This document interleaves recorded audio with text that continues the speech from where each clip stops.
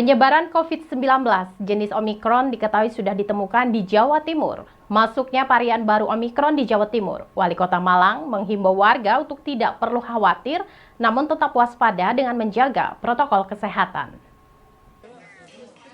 COVID-19 jenis Omikron diketahui telah ditemukan di Jawa Timur setelah 2 pasien asal Surabaya dinyatakan terpapar virus corona varian Omikron.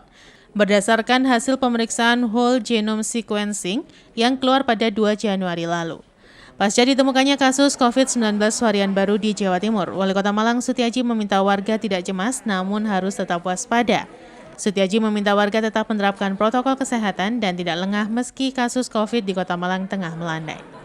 Wali Kota juga menyebutkan sudah mengumpulkan RT/RW untuk meningkatkan kewaspadaan di lingkungan warga. Hingga saat ini dipastikan belum ada laporan kasus varian Omikron ditemukan di Kota Malang. Sebelumnya, pemerintah mengumumkan kasus COVID-19 varian Omikron di Indonesia sudah mencapai 152 kasus. Dari jumlah tersebut, 23%-nya dinyatakan sudah sembuh. Tadi saya sudah rakor dengan seluruh UPD, Lurah, Camat, sampaikan bahwa kita warning kepada RT/RW tetap kita waspada, dan kami juga siapkan memang isoter sudah kami siapkan. Karena rumah sakit lapangan kan sudah tidak. Dan dari beberapa kasus itu kan memang OTG semua, tapi tetap kita tidak boleh lengah, ya. Mitigasinya seperti apa Pak nanti jika ada? Saya sampaikan karena sampai sekarang hasil samplingnya tidak ada yang masuk di Omikron. Simon Alfredo melaporkan. Akibat curah hujan tinggi dalam beberapa hari kemarin berdampak pada terjadinya longsoran tanah di Desa Sumbergondo, Kecamatan Bumiaji, Kota Batu. Pada kejadian tersebut, tembok plengsengan setinggi 7 meter ikut ambrol Senin 3 Januari 2022 pukul 14.00 waktu Indonesia Barat. Kejadian longsoran tanah dan tembok plengsengan ambrol ini terjadi di RT 4 RW 3 Dusun Tegalsari, Desa Sumbergondo, Bumiaji, Batu pada pukul 14.00 waktu Indonesia Barat. Longsoran tanah dan ambrolnya tembok plengsengan ini diduga akibat tingginya curah hujan dalam beberapa hari kemarin, yang mengakibatkan erosi tanah dan rumah atas nama Ibu Painam. Akibat erosi tanah, plengsengan setinggi 7 meter dengan panjang 14 meter lebih yang dibangun pada tahun 2018 dan berada tepat di samping sungai runtuh sepanjang kurang lebih 5 meteran lebih. Jarak antara longsoran tanah dengan bangunan kurang dari 2 meteran dengan material longsoran jatuh ke dalam sungai. Menurut warga yang menempati rumah tersebut menjelaskan, pada saat runtuh tidak sedang dalam kondisi hujan, tetapi tanah tersebut sudah turun beberapa lama dan dilakukan pengurukan serta diduga bagian bawah pondasi sudah hilang tergerus air. Di lokasi terlihat material longsoran masih berada di dalam sungai dan untuk mengantisipasi longsor susulan pada saat hujan turun, pihak BPBD Kota Batu sudah memasang terpal penutup sehingga ketika hujan tidak terjadi longsoran kembali. Kapan itu kejadiannya, Bu? Kemarin Pak, jam 3. Jam 3. Posisi hujan apa gimana, Bu? Nggak hujan Pak, kemarin nggak hujan, nggak apa, terang benderang. Berarti pondasi bawah ya, Iya, terus. di bawahnya itu bocor gitu loh Pak. Oh, sudah ngerong. Oh, Ya. sudah ngerong. Berarti sudah lama berarti, Bu ya? Ya mungkin, kita kan cuma tahunya itu waktu itu turun. Iya. Nah, Oh, iya, saya iya. bilang sama yang punya rumah ini, lalu hari Jumat itu ditimbun. Oh, dia tutup biar ya. Iya, ditimbun. Ternyata Ditimbun 2 hari kok, ya. kempes lagi. Sampai turun lagi berarti. Iya. Oh, berarti ya pondasi dasar Bu ya, belum sudah mulai tergerus juga, Bu ya. Iya. Oh, jadi ini runtuh, Bu ya, seperti ini. Iya Pak. Iya. Tapi ini kalau hujan lagi bisa tambah Bu ya? Nah itu sudah putus Pak, yang di pojok itu. Pojok itu, Pak ya? Iya. Oh. Itu ya takut saya tinggal di situ Pak. Tapi Kemarin. ini Bu, kalau hujan besar memang airnya deras apa gimana? Loh, pernah itu kan banjir Pak. Waktu Oh. hujan 200 itu rumahnya Iya, orang iya. apa itu tenggelam. Oh gitu, Bu ya. Iya. Emang rawan, Bu ya, kawasan sini kalau gitu Iya. ya airannya. Tapi nggak ada korban kan, Bu ya? Nggak ada Pak. Nggak ada. Saya ngungsi sebelum kemarin saya sudah ngungsi. Ngungsi dulu, Bu Siapa ya. tahu rumahnya ini jatuh. Iya, jatuh. Ngungsi, Bu ya. Iya. Iwan Hikmawan melaporkan. Sementara itu, jembatan yang menghubungkan Kelurahan Samaan dan Kelurahan Oro-Oro Dowo, Kota Malang akhirnya diperlebar dan ditambah fasilitas untuk pejalan kaki. Diperlebarnya jembatan tersebut disambut antusias warga karena memberikan kenyamanan bagi masyarakat yang melintas. Jembatan yang ada di Jalan Kaliurang Barat, Kelurahan Samaan, Kota Malang oleh Dinas PUPR Kota Malang diperlebar. Jembatan yang biasanya ramai dilalui oleh kendaraan roda 2 diperlebar dan dibuatkan jalur khusus bagi pejalan kaki. Proses pengerjaan jembatan yang sebelumnya ditargetkan selesai pada bulan Desember 2021 lalu sudah mencapai 90% lebih dan tinggal dilakukan finishing. Pelebaran jembatan dan ditambahkannya akses bagi pejalan kaki disambut antusias warga. Warga mengaku senang karena jembatan yang sebelumnya sempit dan apabila melintas di atasnya merasa was-was, kini lebih nyaman melintas di atasnya. Namun warga berharap pelebaran jembatan yang menghubungkan wilayah Kelurahan Samaan dengan Kelurahan Oro-Oro ini dapat diperpanjang hingga ke sisi utara. Hal ini agar akses warga yang melintas menjadi nyaman. Jembatan di Jalan Kaliurang Barat, Kelurahan Samaan ini merupakan akses jalan pintas sekaligus sebagai jalur alternatif bagi pengendara roda 2. Jembatan ini juga sebagai solusi mengurai kemacetan di Jalan S. Supriyadi. Ini sebetulnya harusnya dilangsungkan ke sana. Cuma ini cuma sepak nanggung ya mas, ini mas. Ini yang kecil maksud yang lebar sana atau yang tengah tok. Iya kurang puas kalau harusnya ya harus panjang semuanya los gitu. Sekalian gitu Pak ya? Iya sekalian, ini nanggung kan. Kalau untuk sementara ini kan ini buat pejalan kaki ya sebelah sana. Gimana Pak? Ya bagus sekali untuk masyarakat biar tidak ada senggolan kan enak gitu. Ya bagus sekali mas. Selama ini sering lewat sini Pak? Memang warga sini saya, enak, bagus sekali gitu. Tapi ini saya yang nanggung ini loh, yang kecil ini. Berarti Pak, harapannya diperlebar Pak ya? Iya. Sekalian Pak. Sekalian. Pak, sebagai warga seberapa penting Pak fungsi jembatan pelor ini Pak menurut warga? Paling penting sekali ini untuk warga, untuk asetnya orang masyarakat, paling perlu sekali ini aset yang paling akurat ya ini, paling besar, paling kuat, kokoh tinggalan Belanda ini mas. Paling lain-lainnya kan kurang kuat gitu. Itu bagus itu. Pak, kalau sudah diperlebar gini berarti merasa nyaman Pak ya melintas di atas? Nyaman sekali mas. Ada pagarnya sekalian, nyaman sekali gitu. Merasa aman juga Pak ya? Iya, itu sekalian. Simon Alfredo melaporkan.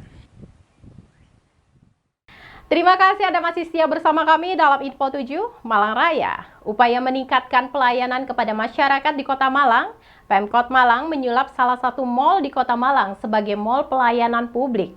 Sebanyak 180 layanan, baik dari organisasi perangkat daerah, BUMD, maupun pihak swasta yang dihadirkan di mal pelayanan publik untuk memberikan pelayanan kepada masyarakat. Terletak di lantai 3 salah satu pusat perbelanjaan di Jalan Merdeka Timur, Kota Malang, Mall Pelayanan Publik Merdeka ini menyediakan layanan perizinan dan non-perizinan bagi masyarakat Kota Malang. Masyarakat yang hendak mengurus administrasi seperti KTP, KK, hingga pembayaran pajak dalam layanan publik lainnya bisa lebih dekat karena letak Mall Pelayanan Publik berada di pusat Kota Malang. Wali Kota Malang Sutiaji menuturkan, di mal ini total ada 14 tenan dengan total 180 layanan, mulai dari organisasi perangkat daerah, BUMD, perbankan, hingga pihak swasta yang bisa diakses masyarakat. Pelayanan di satu lokasi ini untuk memudahkan masyarakat dalam mengurus keperluan administrasi. Saya sudah mulai tahun 2017-an ya, 2018 itu sudah sampaikan bahwa perlu adanya satu efisiensi, efektivitas dan beberapa kemudahan baik yang melaksanakan layanan maupun yang dilayani. Karena sesungguhnya masyarakat kita ini tidak ada tebang pilih orang yang mengisi, yang punya uang nanti. Nah ini bentuk komitmen kami untuk transparansi, bentuk komitmen kami bahwa yang semua masyarakat kita berhak mendapatkan layanan yang terbaik bagi dari ASN Kota Malang. Maka alhamdulillah sebetulnya kita sudah dapat surat rekomendasi dari perjalanan kan panjang. Salah satu di antaranya kita sudah mengantongi rekomendasi dari pusat bahwa Malang, dari Kota Malang sudah bisa melakukan layanan publik, mengadakan mall layanan publik. Ya. Nah, maka waktu itu di tahun 2020 sudah, tapi kena refocusing. Di tahun 2021 separuh yang kita anggarkan sepertiga, tapi nanti setelah itu baru kita lengkap dari jumlah 400 perizinan dan non perizinan. Maka ini saya sampaikan pada seluruh masyarakat Bumi Arema yang saya cintai, tidak ada was-was, tidak usah prasangka bahwa insya Allah pelayanan perizinan di sini akan semakin kita mudahkan, dan memang itu harus gitu, ya. Bukan di sini yang terbaik, tapi kita harus melayani, ini hak masyarakat, harus kita penuhi dengan baik. Sementara itu, hadirnya pelayanan publik ini disambut antusias oleh masyarakat. Firmanto, salah satu warga yang membayar pajak di Mall Layanan Publik ini, mengaku senang karena dirinya tidak perlu lagi pergi jauh ke blok office untuk mendapatkan pelayanan. Cukup di mall publik yang dekat, dirinya bisa dilayani dengan cepat. Hanya butuh waktu 30 menit untuk mengurus berkas. Di Mall Pelayanan Publik yang ada di Jalan Merdeka Timur ini, jumlah layanan ditargetkan bertambah hingga 400 jenis, perizinan maupun non-perizinan. Nantinya di Mall Pelayanan Publik ini juga akan dilengkapi dengan adanya pemasangan CCTV agar kinerja ASN yang melayani masyarakat bisa dipantau. Ngurus apa ini hari ini? Pajak restoran, ya? Pajak restoran. Tahu dari mana ada info MPP hari pertama ini? Dari media. Dari media. Gimana Mas tanggapannya dengan satu pintu pelayanan publik ini?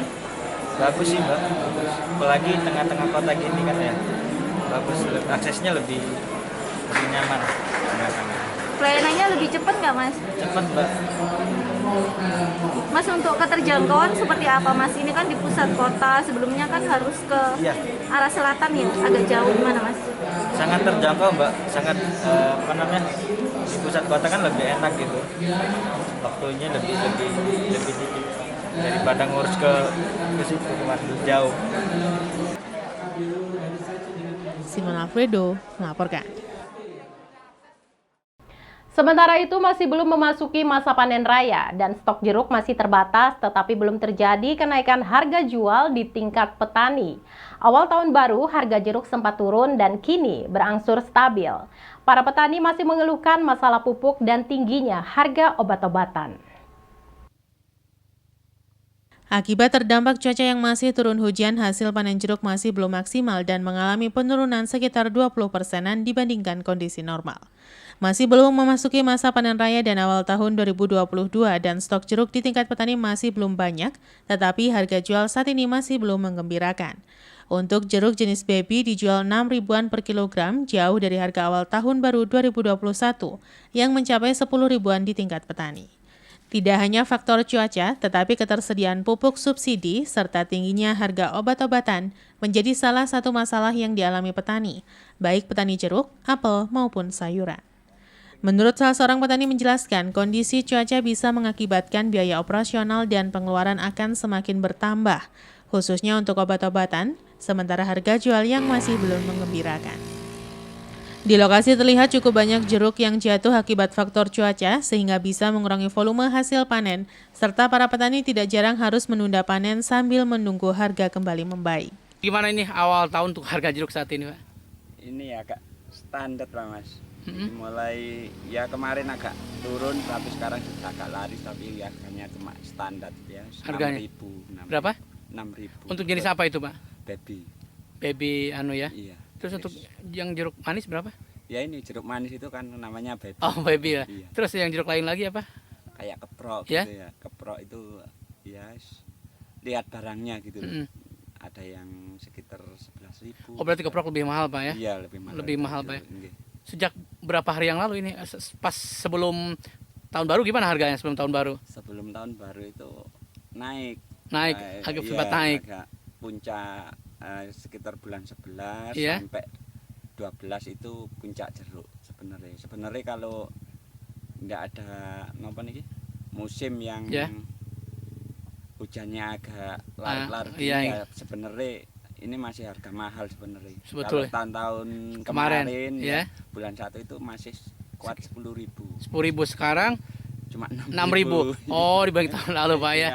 Kalau bandingan tahun lalu. Pak, itu turunnya karena apa? Karena banyak saingannya buah-buahan lain apa gimana? Mungkin dari persaingan dari barang-barang luar impor itu kan masuk sekarang pasar bebas. Pasar bebas, Pak ya. Kalau biasanya orang kalau fanatik pakai buah Cina gitu sambil Cino gitu kan malah pemasok dari petani lokal kan berkurang, Pak ya. Iwan Hikmawan melaporkan. Terima kasih Anda masih setia bersama kami dalam Info 7 Malang Raya. Memasuki awal tahun, permintaan mawar hias mengalami penurunan. Kondisi ini diduga karena banyak penjual bunga libur tahun baru, sehingga permintaan bunga dan kiriman ke Jakarta menurun. Para pedagang bunga tetap optimis permintaan kembali naik setelah libur tahun baru. Setelah sempat mengalami permintaan pada sebelum tahun baru, kini permintaan bunga mengalami penurunan. Penurunan ini terjadi karena banyak pasar bunga di Jakarta libur tahun baru sehingga permintaan turun. Turunnya permintaan bunga dimaklumi petani dan pedagang yang biasa mengirim bunga ke Jakarta dan beberapa kota lainnya di Indonesia pada saat libur tahun baru karena jarang ada kegiatan. Sementara untuk harga relatif stabil dan ketersediaan bunga juga lebih banyak dibandingkan beberapa bulan sebelum tahun baru, karena kondisi cuaca cenderung lebih baik dibandingkan pada awal penghujan. Menurut seorang petani sekaligus pedagang bunga menjelaskan, optimis ke depan permintaan akan naik karena saat ini sudah tidak ada lagi penyekatan maupun larangan kegiatan masyarakat seperti pernikahan. Di beberapa titik lokasi terlihat aktivitas petani bunga melakukan perawatan dan penyemprotan, serta mempersiapkan bunga untuk dikirim ke pemesan. Bunga ini termasuk alhamdulillah jalan lah. Kalau sistem penyekatan enggak ada pengaruh lah. Ya. Pengaruhnya memang yang jualan libur. Oh mulai. Ya, memang ada momen mungkin liburan lah. Iya. Biasanya memang kalau di pusat untuk di masa rawa belong memang tradisinya gitu Pak.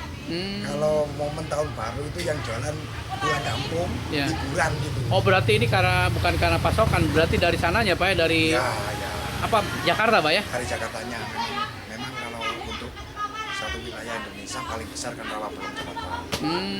Besar yang paling besar. Berarti kalau di sana libur. Iya ya. Berarti ikut libur sini. Ah gitu Pak ya. Ya ikut libur jadinya untuk pasokan barangnya kan otomatis ada nganggur lah. Nganggur Pak. Tapi Pak untuk faktor cuaca gimana saat ini Pak? Faktor cuaca. Kemarin kan sempat agak sulit ya. Kalau sekarang ini agak bagus Pak. Enggak seperti yang kemarin-kemarin lah. Yeah. Yang kemarin memang agak ekstrim lah. Iya. Itu memang untuk kondisi barangnya agak sulit lah. Iya. Jadi cara penanaman apapun perawatan memang agak susah. Tapi Pak, sekarang alhamdulillah lah. Untuk faktor cuaca ini ada agak bagus. Untuk barang ya sudah agak banyak lah. Tapi ke depan kira berapa misalkan momen-momen? Minggu-minggu ini udah rame malahan. Momen apa aja biasanya Pak? Momen ini kan sudah banyak orang nikah. Oh iya. Termasuk walaupun kalau ada protokol kesehatan, tapi kan ada kebebasan lah. Kebebasan bedanya. Oh. Berarti optimis Pak ya? Optimis lah. Optimis akan. Syukur terus lah. Iwan Hikmawan melaporkan.